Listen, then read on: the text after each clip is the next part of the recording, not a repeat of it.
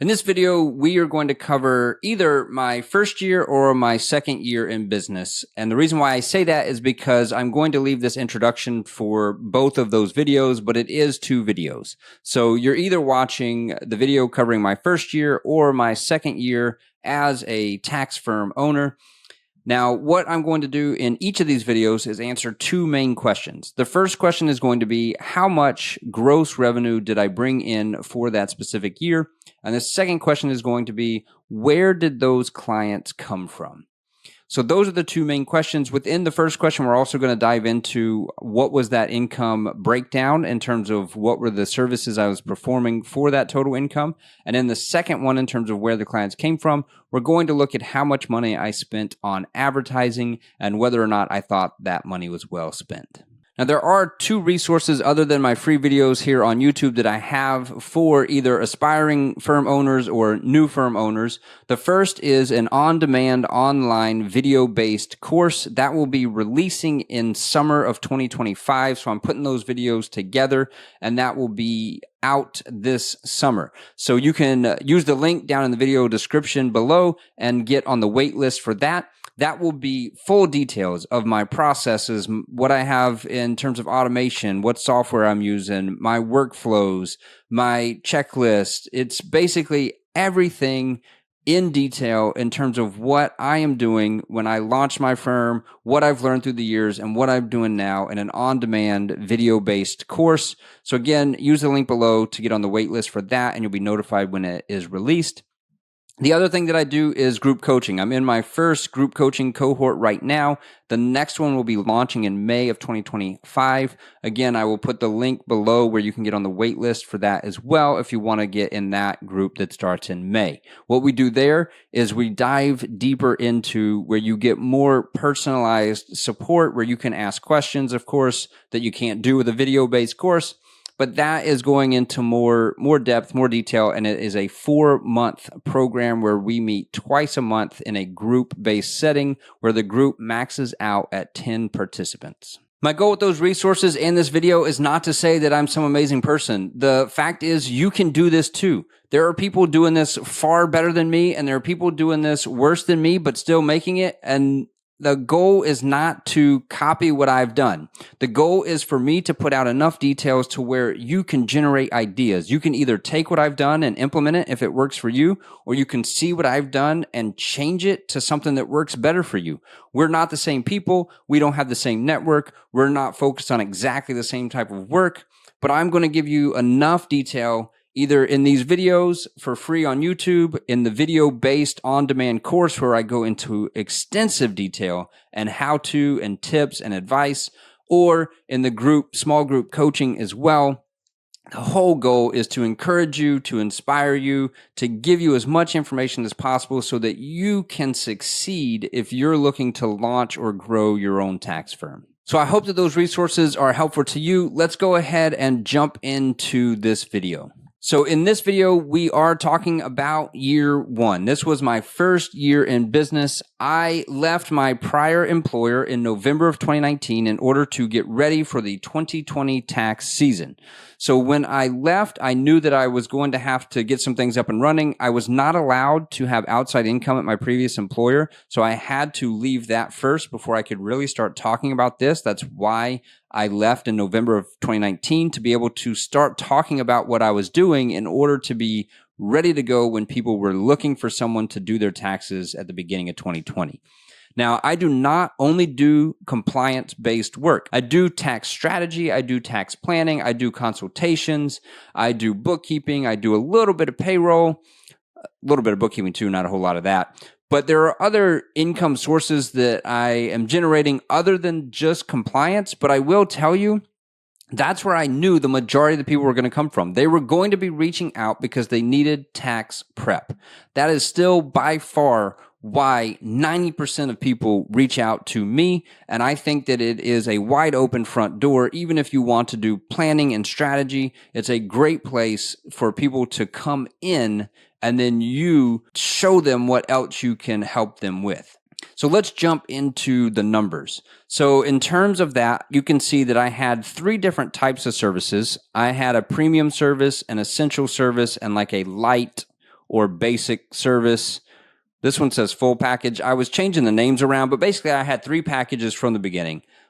Basic, a middle, and a premium. The basic was tax compliance. The middle option was year-round support if you wanted to be able to ask questions and have some support throughout the year. And the premium included a planning and strategy session later in the year after tax season. Now, that was not a long-range, long-term tax strategy plan like you might see online for people selling for $5,000 or $10,000. This was a 1-hour appointment to talk through ways you might be able to save some taxes, and I tacked on several hundred extra dollars for that. And so that's why my fees aren't looking super high. The other reason is my fees were just really low. In year 1, I didn't really know. I knew that I had done tax work before in North Carolina. It had been about 10 or 12 years since I'd done that. Our minimum fees at the time were $250, and I stuck with that. I mean, yeah, this was 10 or 12 years later, but I started with a minimum fee of $250. That minimum fee has definitely increased over the year, as has my averages.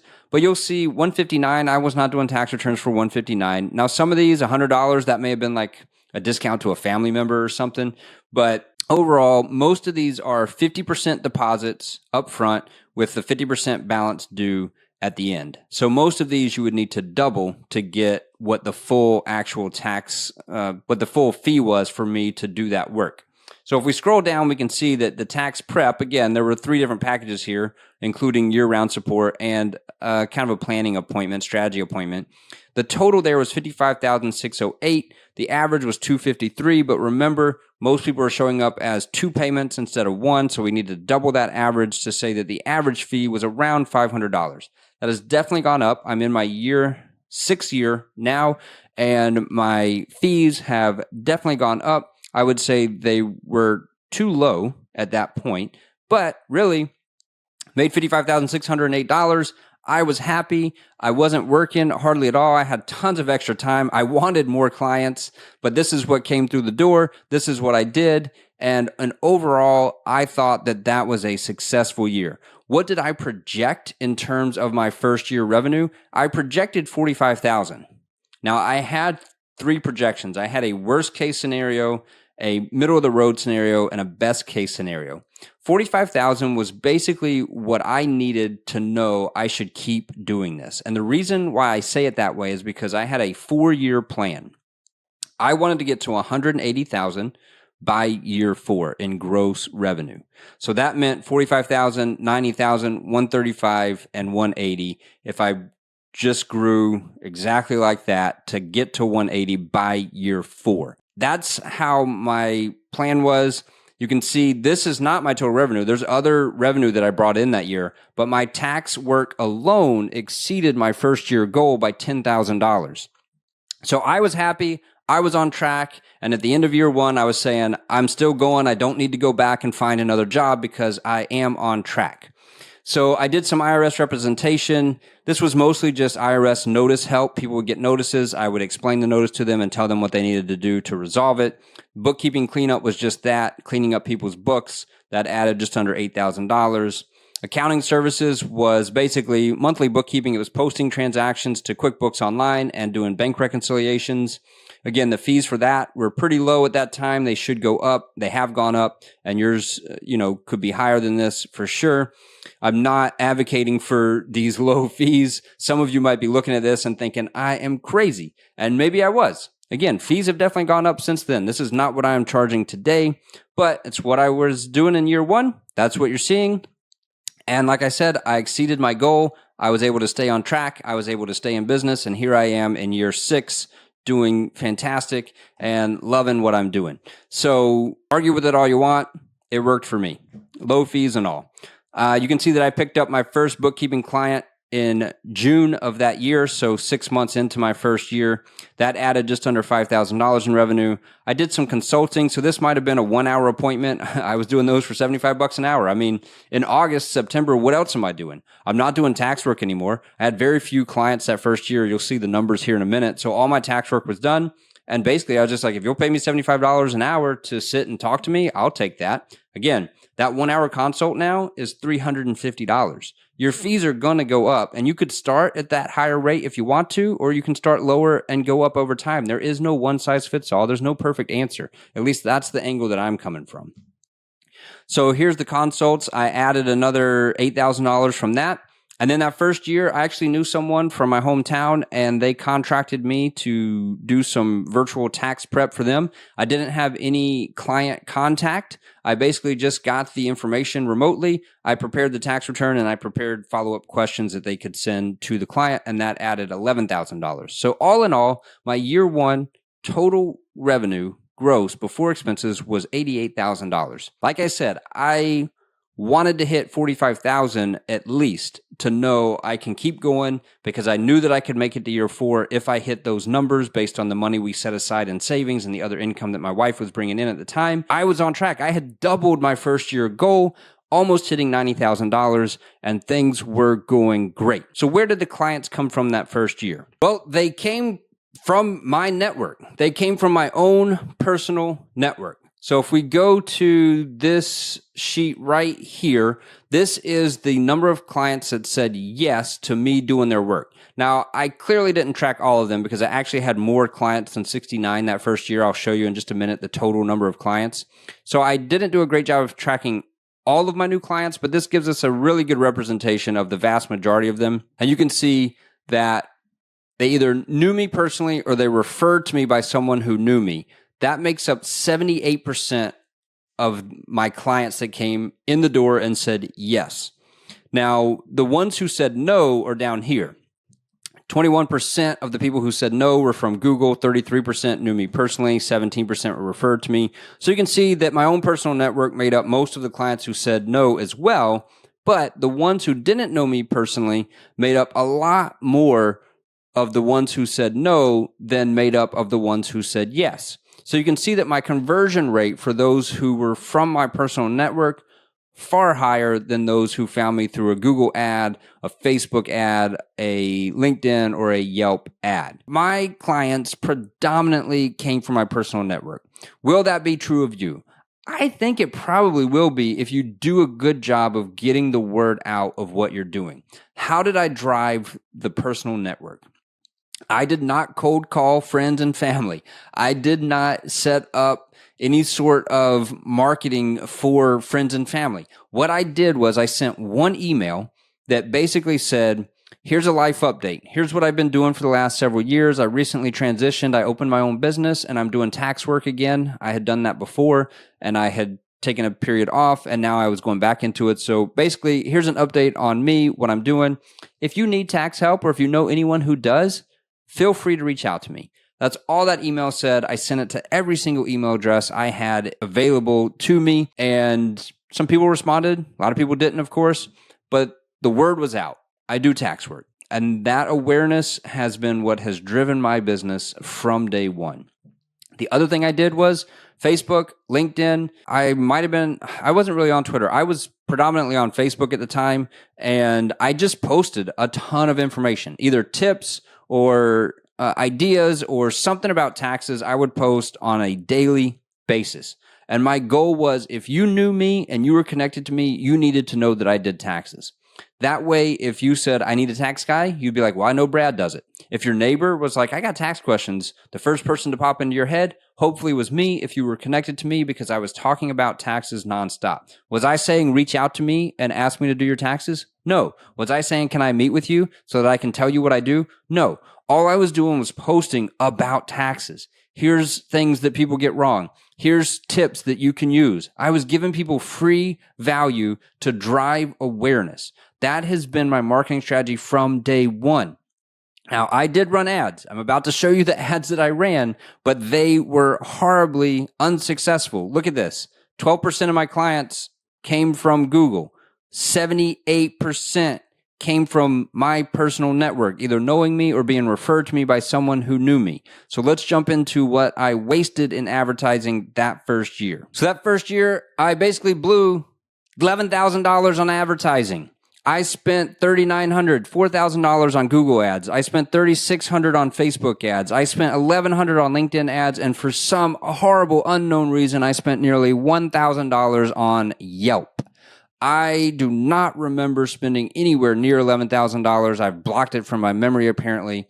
I certainly don't remember spending $930 on Yelp. I thought that I turned that off after 3 days, but apparently I let it run for way longer than I should have.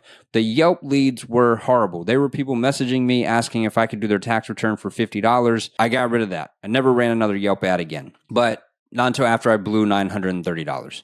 LinkedIn, I was running ads there. They were very unsuccessful. In fact, the conversion or the cost of those was somewhere between $4 and $6 per click, which, as you can see, was way higher than my Google and most of my Facebook ads.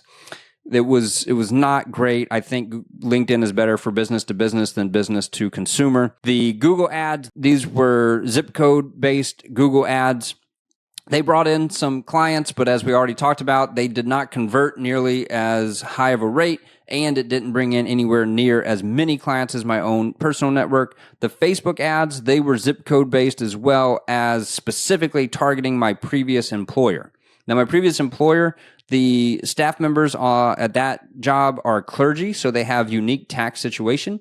Plus, having been staff for that organization myself, the trust level was really high because of that. And so I converted at a high rate. People clicked on those ads at a high rate, and I converted those potential clients to actual clients at a high rate. The zip code based ones, again, not that great. Atlas was a digital billboard that I had at the end. So I actually started that in December of my first year, the very end of my first year going into year 2. I ran that for 3 or 4 months. And I know that it built awareness in the local area because no one really came in saying, I hired you because I saw your billboard. But everyone that I know in this area, lots of people said, hey, I saw your billboard. That's awesome. So I know that people still look at billboards. I know that even people beyond the ones that I knew and told me about it, I know people were seeing it. And so if you saw me on Google Maps, you might have seen the billboard too. And so just extra touch points there. All about awareness. People can't hire you if they don't know that you're doing this. So through your personal network, it's building awareness. It's talking about taxes. It's giving advice. It's giving tips. It's giving value to people so they see you as a trusted person, and then they remember you to reach out to you. If there's someone that knows you and they're like, hey, I need someone who does taxes, and they don't think of you, that's on you. And don't do it in an annoying way where you're constantly saying, can I tell you what I do? Can I tell you what I do? No, just start giving value, tips, advice, posting it free on the internet, on your social media, so that when they think of taxes, they think of you as an expert who knows what they're doing and wants to help people. That has been my number one strategy from day one. And as we go through the next video for year 2, you're going to see that I tripled and doubled down on that because I did not make this mistake again. I never spent $11,000 on advertising ever again after year 1. All right, the very last thing that I'm going to show you is how many clients I did work for in year 1. I kept just a Google sheet of the clients in each year, and this is what it was. These are the business returns. I copied and pasted them into this sheet, and I removed the business client names, of course, so that you can't see any names. But I did 9 business returns in year 1. I did 104 1040 tax returns in year 1 for a total of 113 tax returns. Now, that was what I did in that very first year. I started with 0, made it to 113, basically added about 110 clients per year for the first 3 years. Year 1 was about 113. Year 2 was somewhere around 230. You'll see that in the second video. And then year 3 was somewhere around that 330, 340 mark. And then I significantly kind of curtailed the growth because I was at capacity. Year 1 and year 2 also, I did 100% by myself. I had no staff, no one helping me, other than, of course, I have an amazing wife who was helping me in millions of ways possible, except not touching a single tax return, and a huge support to me in terms of encouragement, and actually even did my marketing and my branding for me. And so she did help with the business, just not with actual tax work. So this was completely, in terms of tax work, by myself, year 1 and year 2. Year 1, plenty of free time doing 113 returns that year.